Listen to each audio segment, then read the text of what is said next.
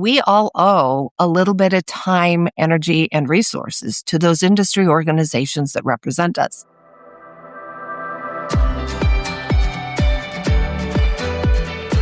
Welcome to Leaders of the West, a podcast for innovators and changemakers. I'm your host, Jessie Jarvis, the founder of the West, and I'm sitting down with agriculturalists, entrepreneurs, executives, and everyone in between with the goal of digging into the strategies, mindsets, and lessons that have been crucial to the success of ag and Western. Whether you're carrying on the next generation of your family's operation, starting something from scratch, or determined to climb up the leadership ladder, we're going to inspire you to continue to dream big, growing not just you, but the future of agriculture and Western as a whole. Let's go.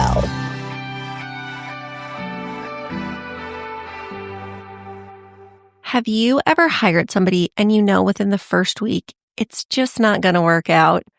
That is the worst feeling ever.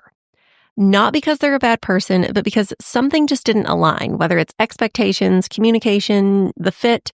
And by that point, you've already invested the time and the training and the money into this person, and then you feel like you're starting back at square one. I have watched it happen to great employers over and over again. So we put together a free guide that covers the biggest hiring mistakes that we see in agriculture and Western industries and how to avoid them. Things like writing vague job descriptions, skipping onboarding, and not really defining what success in a role actually looks like.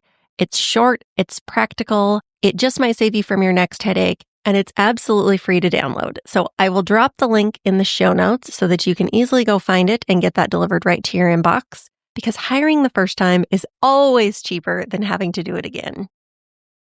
Welcome back, you guys, to Leaders of the West. I am your host, Jessie Jarvis, and you guys are tuning in to a very special series that we have created this month. It's called Mentor March. I shared that with you guys last week, but this is our first guest.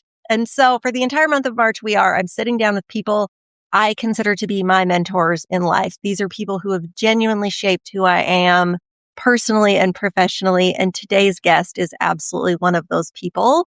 Laurie Lickley. She is a rancher from Jerome, Idaho.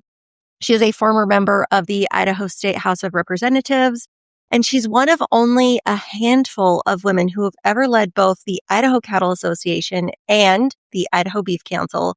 And those are truly just a small sample of the leadership that Laurie has had within the state and on a national level as well.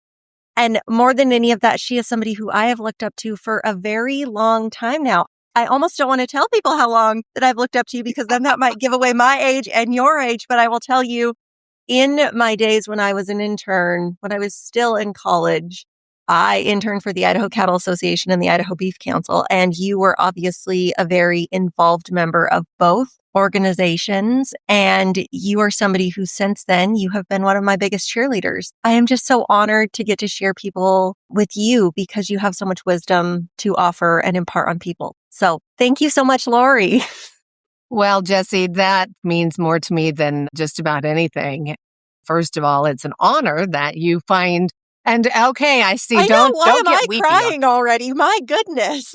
Don't do that because you know what? Then we'll both have tears streaming down our faces. But I just, I really have found it, when you find young people that you believe in, it is solely my goal to support and encourage them in multiple capacities. And especially, in your instance, I mean, you came to us young and out of college, and then you went into, you married Justin, and then you started having babies. And, I just watched your growth.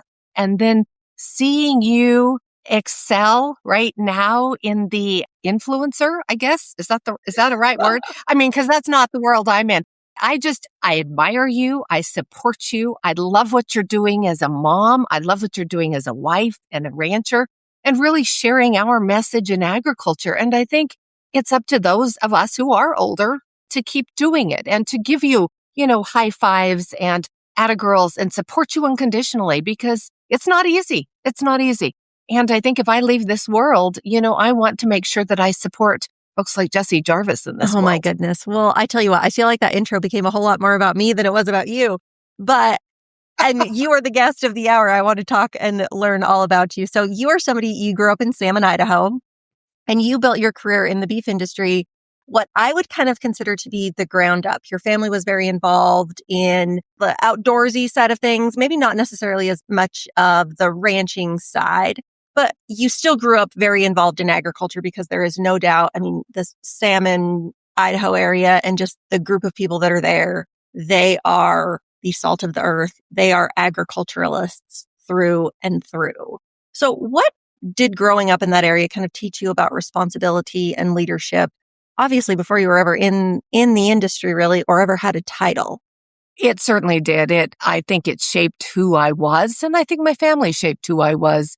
I grew up on the banks of the Salmon River, 8 miles from town. In fact, my 83-year-old mother still calls that place home.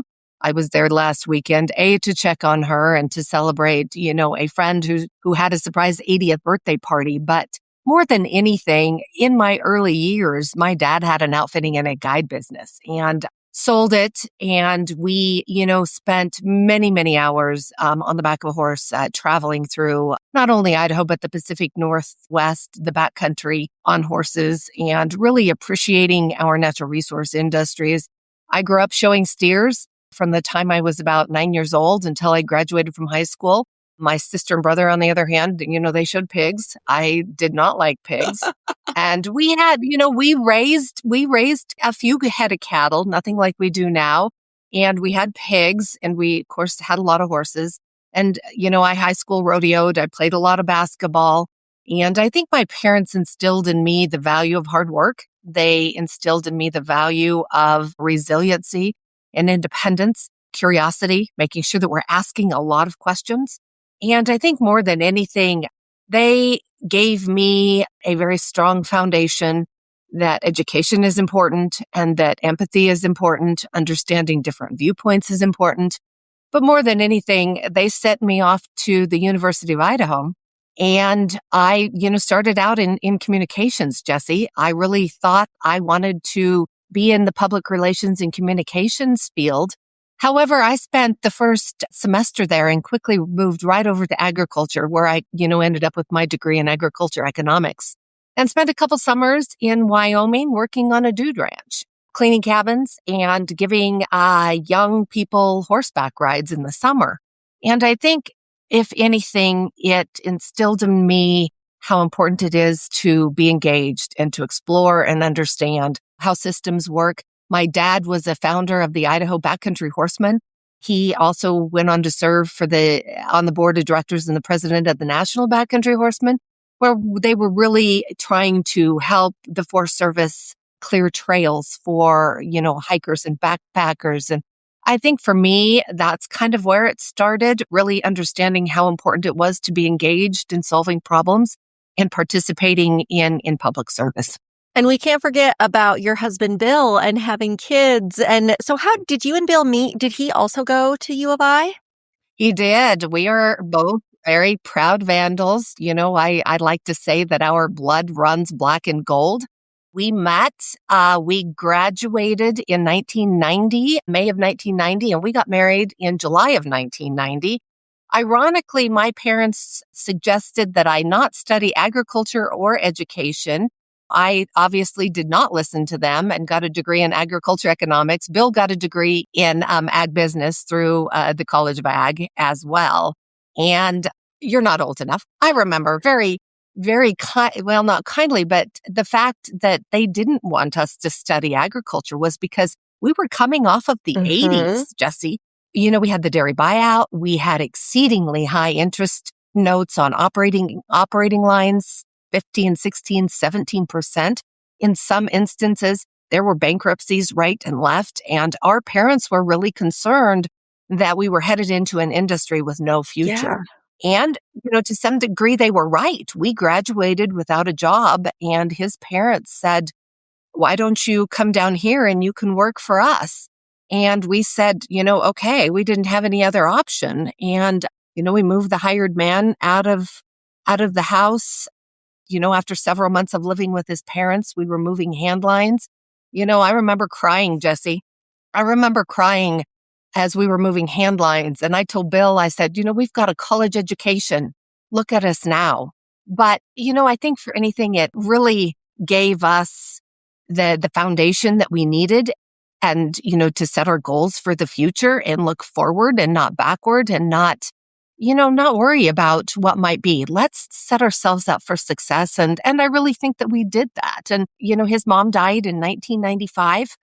And I was with Idaho Power in about 93 and chose to step back when his mom got cancer because Bill was with Northwest Farm Credit. And the rest, as they say, is history. I've been back at the ranch, worked alongside his dad for a good number of years. And, we've been able to set our goals and, continue in what we call the beef business, because we've really, while it is a tradition and a legacy, so to speak, we really wanted to kind of chart our own paths and set ourselves up for success. I think that the thing that makes me most happy about that entire answer that you just gave was that I am not the only one who has cried while moving hand lines. And I don't necessarily know that my husband cries because, men, they're not gonna show that kind of emotion. But the same thing, like we are still out here in our 30s moving hand lines, thinking we both have college educations. What are we doing? Like, is this the thing that we should be doing with our time? But again, that is just one piece of the journey that is the type of work ethic that it takes to build a career in agriculture. And I'm sure you've heard the same thing of people who've asked you, well, how have you gotten successful? And I know that one of the things is I even remember when I was in high school crying moving hand lines, and I couldn't imagine that my parents would make me do such a thing. And now I look back on that instance as I am so glad my parents made me do hard things. That is the reason I am successful, is because of instances like that. And it does. I mean, to know that you can come into this industry in a time like 1990, following the 80s, which were undoubtedly the hardest years of agriculture, and still have built such a powerful legacy for yourselves and for your children. I mean, that is what it takes. It really does. And, I even said, I think sometimes on the campaign trail, I think it sets us up to really kind of understanding how to solve problems, how to be resilient. When we do what we do, Jesse, we deal with life and death, sometimes within seconds of each other. We deal with the volatility of the commodity markets. We deal with Mother Nature's vicious hardships that we have absolutely zero control over. And it does. It builds resiliency. And now when you go to help Justin or I go, out into the field to either, move water or pick rock, it's like, okay, I can still do this. It's character building 101 and it builds resilience. And there is always light at the end of the tunnel, but it's okay to feel, it's okay to cry once in a while and feel lost, but just know there will be brighter days ahead. And I think that's kind of what we've always focused on is, oh my gosh, this is hard. Oh my gosh, the snow is, 3 feet deep and the calves are dying. And that, March 21st, spring arrives, or, as you and I've talked, when that first calf is born, I always thought it was Christmas time. I loved watching those babies, it's new life, and I think if we can change our mindsets to recognizing that there is some light at the end of the tunnel, I think we can help a lot of people in our industry, look forward and not take it so hard. Well, in addition to helping people within our industry, one of the things that you have always done is been very involved. Before we started recording, I joked that I know that on Tuesdays, you go have lunch at the Chinese restaurant in Jerome as part of Rotary, because usually when my dad and husband go to the sale in Jerome on a Tuesday and they eat lunch at the Chinese restaurant, every single time they come back and they say, oh, we saw Laurie and Bill today. But you are somebody who you've always been highly involved, and you really have served at every single level of the livestock industry. You were part of the Idaho Cattle Women. You were the president of ICA. You were the president of the Idaho Beef Council. You've served on national leadership within NCBA, CBB. When you look back, what prepared you most for leadership? Was it that you saw your dad be highly involved, and so you knew that you also owed it to the industry that you wanted to be a part of, or what did that look like? Jesse, I think it was a combination of about, everything that you just stated. I think watching my dad be involved was, kind of a precipice for me to step off into, public service, so to speak. And I remember early on in my commitment and service to the beef industry that George Schwan, who was a past ICA president and NCBA president, really said, we all owe a little bit of time, energy, and resources to those industry organizations that represent us. And for me, it's expanded, of course, into community service as well. But I really felt like if I'm going to participate in an industry organization that represents me, I want to have a seat at the Uh-huh. table to have a conversation about how we can make it better, how we work within the challenges to make public policy or systems work better for people just like us, you and me. How do we make it work better? And how do we pull people into our teams that bring us out or bring us to a resolution that works, for the broader good? And so I think it's a combination of everything. I think that I recognize how I want to set an example that, let's participate in, public service. Let's be a part of Rotary, which I have been now. I'm a Paul Harris Fellow, which, really, it serves to recognize the polio vaccination worldwide and service above self. The Rotary mission, is it the truth? Is it fair to all concerned? Will it build goodwill and better fellowship? And will it be beneficial to all concerned? And I think that just applies to absolutely everything I've done. But I think the industry organizations for me were still actively involved. I think Bill chairs or sits on a committee for the National Cattlemen's Beef Association. He's chairman of the Country Natural Beef Board. I've certainly, felt like I've given some time on the beef industry side of things. And it was time for me to, I think, serve a broader service role. And I really enjoy surrounding myself with people who maybe need some help and really the curiosity and understanding how other service organizations, family groups work, education systems work, highways, waterways. I mean, I don't know. I don't know everything. I don't know what I don't know. And I'm darn sure happy to surround myself.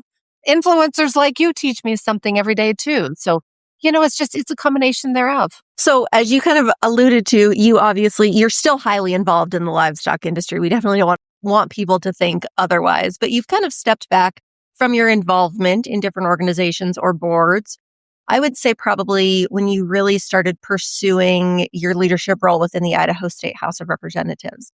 Obviously, prior to that, you were somebody who had dealt with hundreds upon hundreds of people, right? Happy people, mad people, all of that. At that point, when you are going into a role like a senator or a representative, you think, okay, I have a pretty good grasp on what I'm walking into. What surprised you the most about serving in the legislature?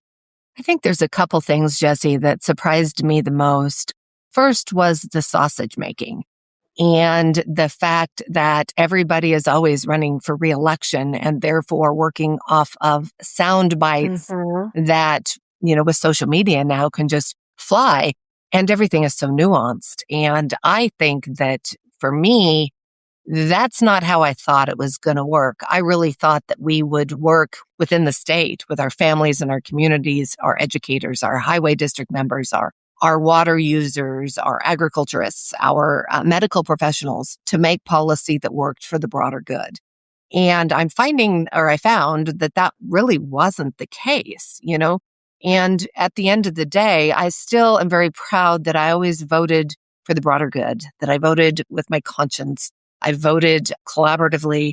I pulled people in when there was a challenge to try to mediate and moderate. And I think, we talked about the word compromise and communication, collaboration, cooperation, and sometimes even compromise. And for me, I was ridiculed right off the bat when I used the word compromise, Jesse. They thought, oh, she's going to give up on her principles and she's going to flip-flop. And I went, wow, I don't know about you. I don't know about you, Jesse, but I compromise and negotiate about every day in my business.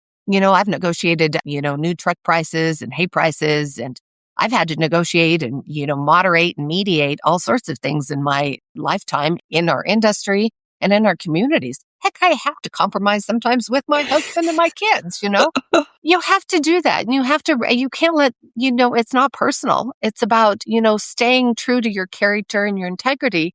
And yet, what are you willing to nudge on and what are you willing to stand up for? And I think that that's probably what surprised me the most.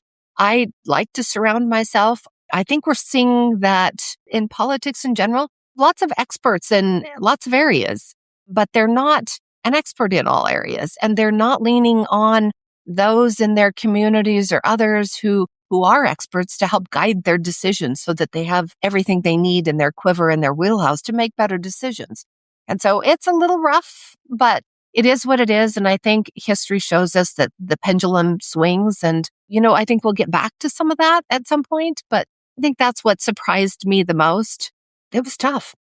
I completely agree. And I think we really have seen a shift politically in the last, I would say, 10 years or so, maybe a little bit longer. But I'm glad you brought up compromise because that is something I specifically wanted to talk to you about and is something that I really respect you for. And ironically enough, one of the things that you've probably gotten the most flack for, as you mentioned. And I think we've both heard this saying that a lot of people will say when it comes to compromise, well, if you compromise, both sides lose.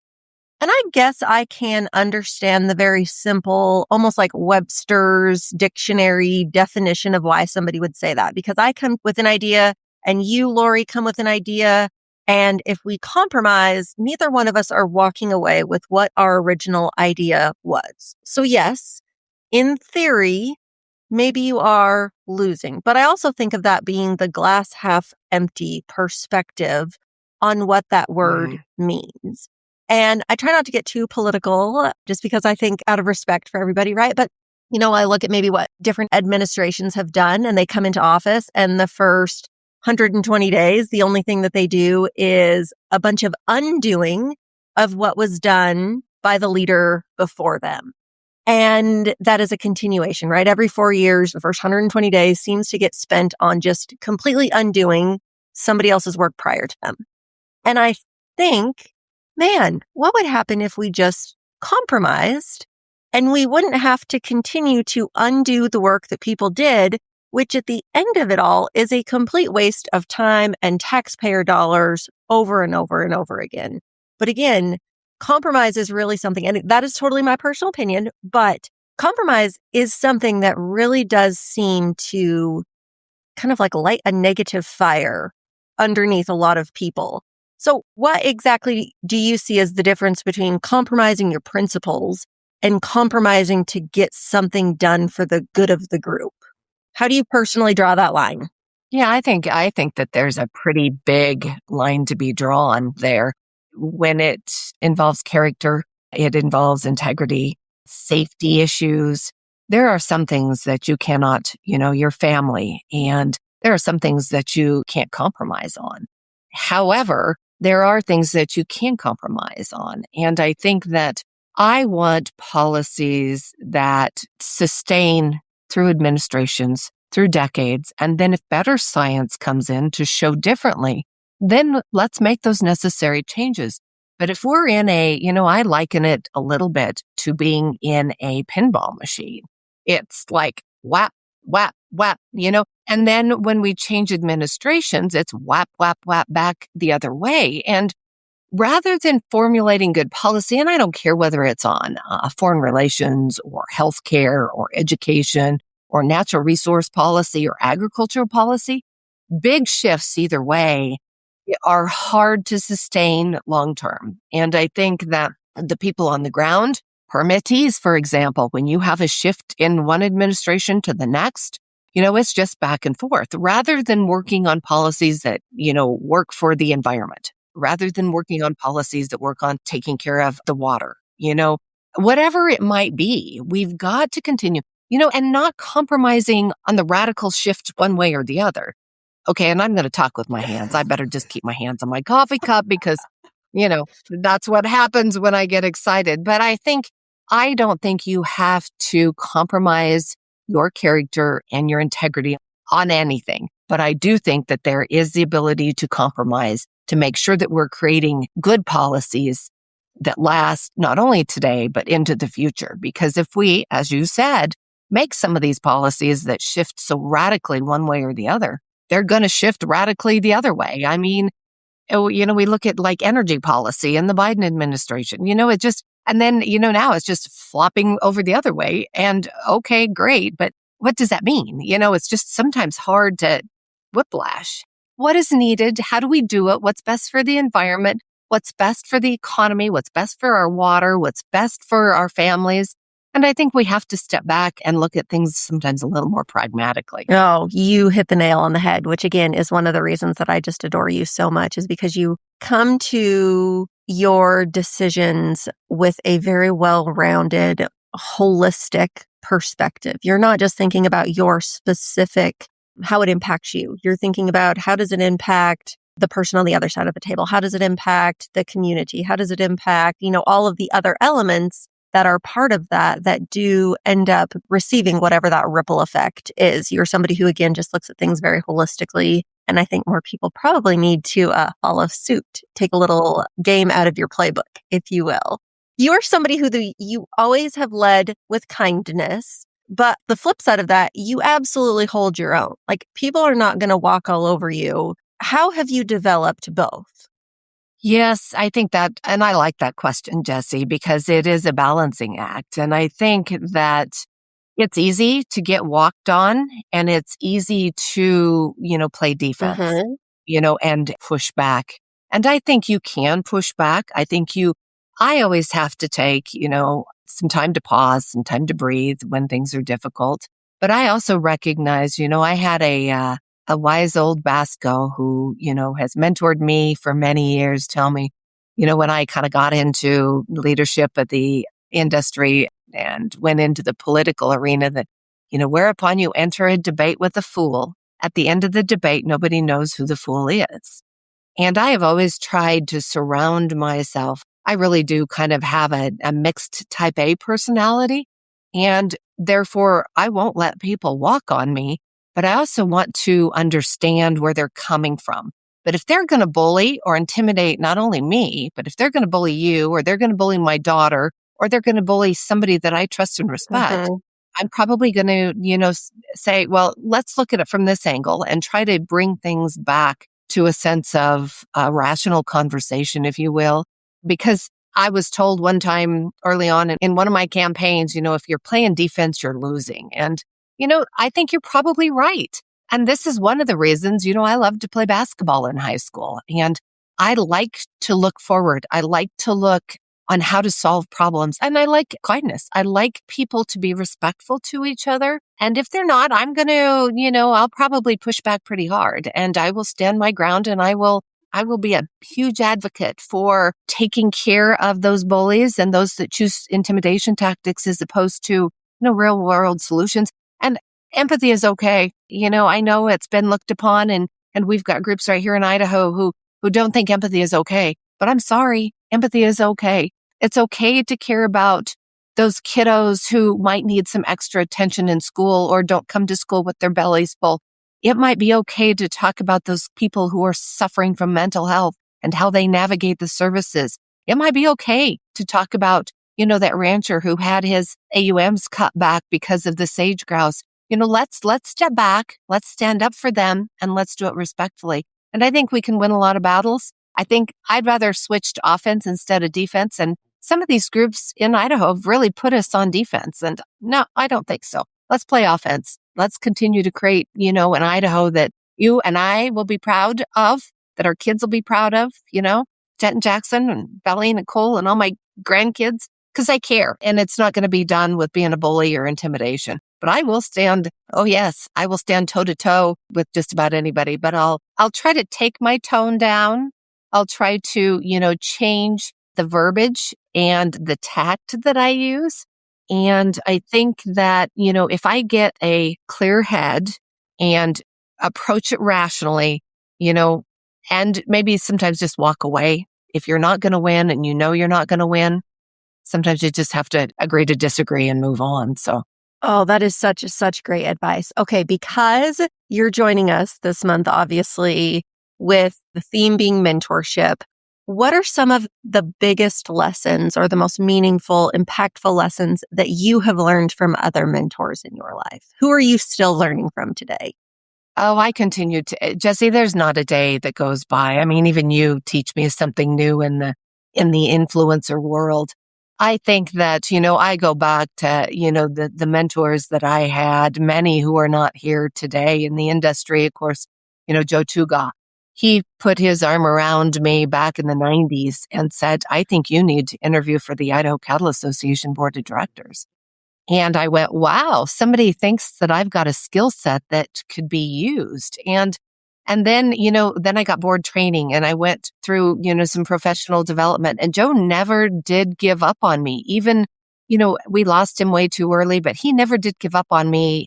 And, Jim Little, they believed in who I was on the industry side of things. And Carl Crabtree, who we lost last year, was part of my personal board of directors, and somebody who would tell me things that I didn't want to hear. But he always was there to support me when I needed it the most. But he would also tell me that maybe you're not looking at this issue, completely or subjectively, or even objectively. And I think that is helpful.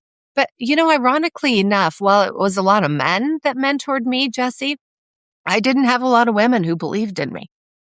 And I think I said from the beginning that I want to make sure, okay, I might get emotional now, but that my goal is to mentor young ladies and give them the support that they need to be moms, to be business entrepreneurs, to be ranchers, to be politicians, to serve on the school board, to ask questions, to be curious, and to give them unlimited support in whatever they choose to do.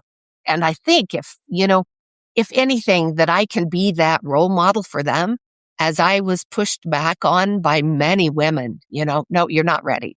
Nope, you'll never get to that position, just back off.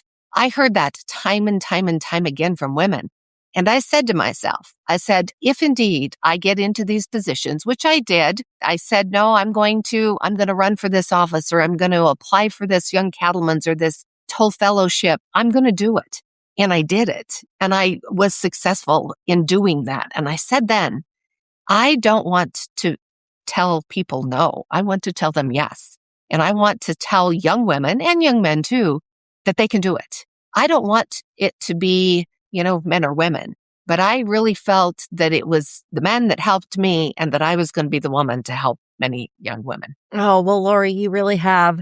You have helped so many women. I know that I am one of many, many people within our industry and outside of our industry. I know there are many people who are just local to the Jerome and the Magic Valley area who, again, would just consider you to be mentors, and those who you have worked with who have so much respect for you, again, across the state and nation, as you've served just in the Gem State or on a national level as well. You really are one in a million.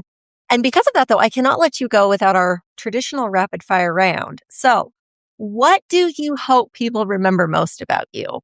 That I created a legacy of opportunity for young people. I don't want to leave a legacy of burden. I want to leave a legacy of opportunity where people know they can set goals, they can achieve them, and that we open doors, and that, that there is no burden there. There's an opportunity, there's a door. It's up to you whether you go through it.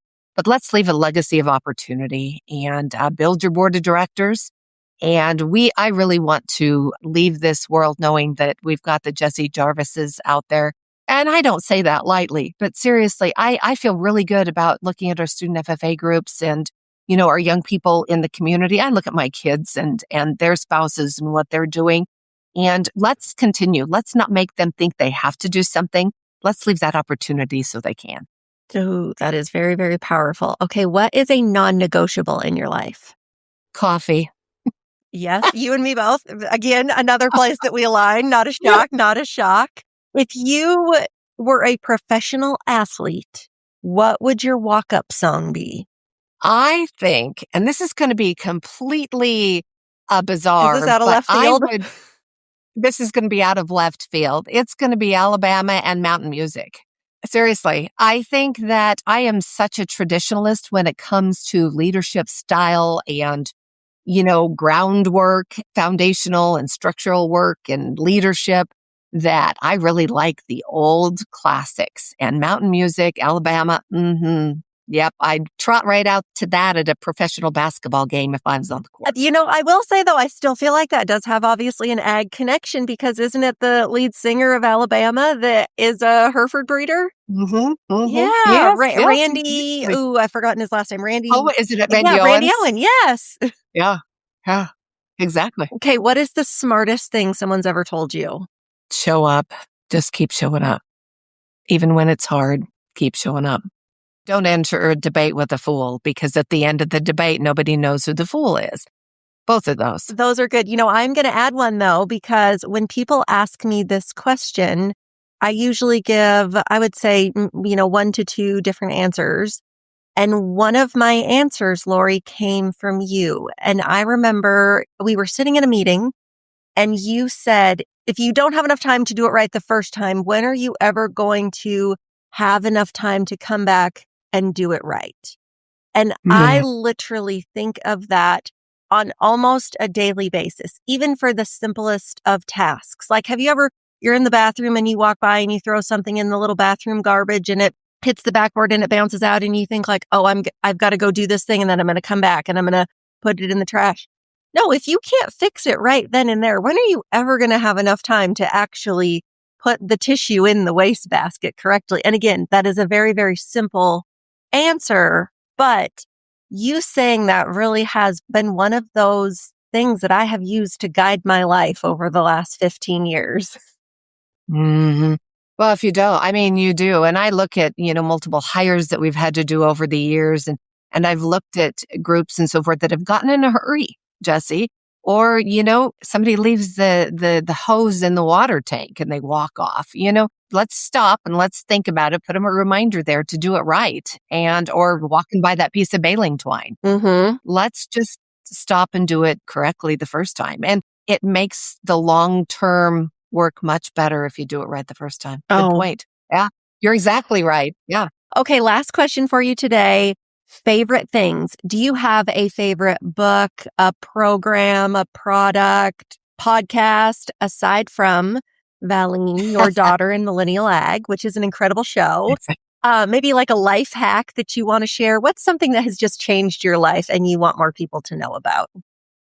Oh my gosh. And I've tried to put some thought into that, Jesse. I think, I read a lot. I belong to a book club. We meet monthly. And I've read a lot of really powerful books over the years. And there's several that I keep in my library. Dan Brown's Boys in the Boat. I keep Justice Sandra Day O'Connor's Lazy Bee book that she penned with her brother Alan Day in my library. Primarily because as the first Supreme Court justice appointed by Ronald Reagan in 1981, she had a lot of foundational values and was raised on a ranch just like we were and watched the evolution. So that is in there. I'm currently reading, 1929 by Andrew Sorkin. And, it talks about the collapse of the stock market in 1929. And there's a lot of really good indicators that are leading us into, some thoughts and questions about what we're watching now. So I think, for me, it's to continue to be curious. I think it's continue to ask questions, continue to surround yourself with people that are smarter than you are, and read. Literacy is education. Literacy is freedom. And I just, I love to read to the little ones. I can't get enough literary, stuff in front of me. And, the more time I can spend reading, the better off I'll be. And I hope that, others can find some solace in that too. Oh, Laurie, thank you so much. You really are. I mean, neither of us are going to cry. I'm going to make sure of that. But again, I am just so incredibly thankful for you and the person that you are and the woman that you are and just the cheerleader that you have always been for me in life. And I say that obviously thinking of myself, but I just know how many other people in this industry and in your community and in your orbit that you have touched. And you are a member of somebody's personal board of directors for many people out there, mine included. And I am so thankful that you joined us today. You guys, we will be back here next week with a brand new episode of our show. Again, a continuation of Mentor March. So you're going to be hearing from another mentor of mine. You'll have to tune in next week, though, to find out who it is. But thank you guys so much for listening. We appreciate you, and we will catch you back here next week.